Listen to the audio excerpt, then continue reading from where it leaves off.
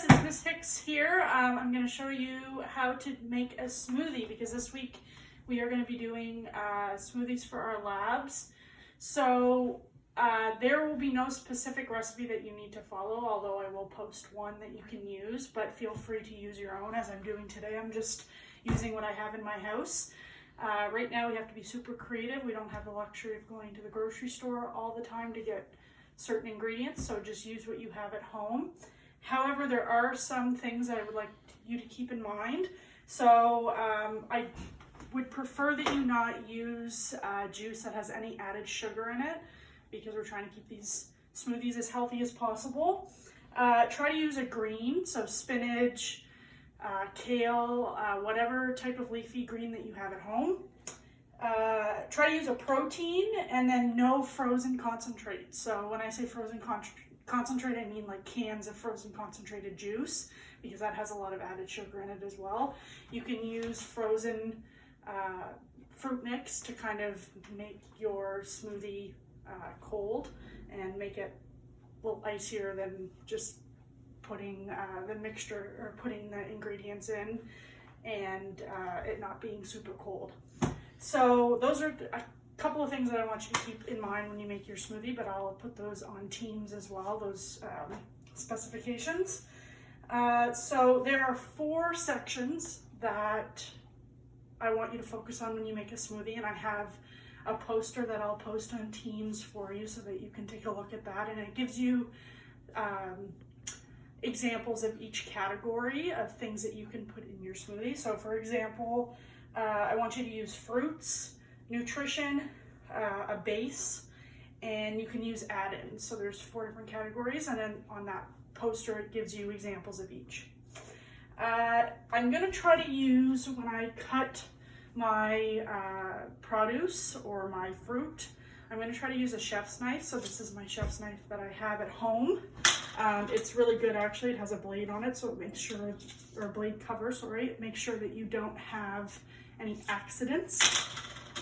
So I'm going to start with my fruits.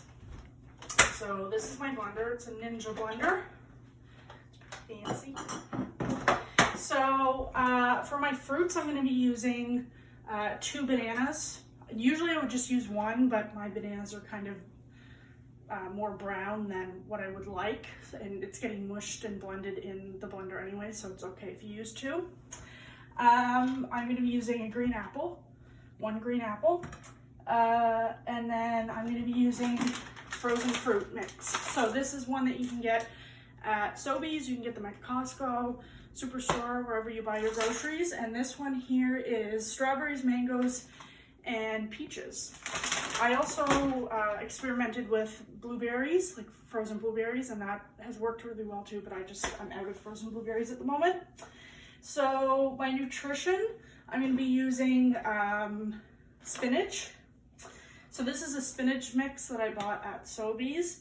It's baby spinach and arugula, so you can use any type of leafy green mix when you make your smoothie. It doesn't matter what it is.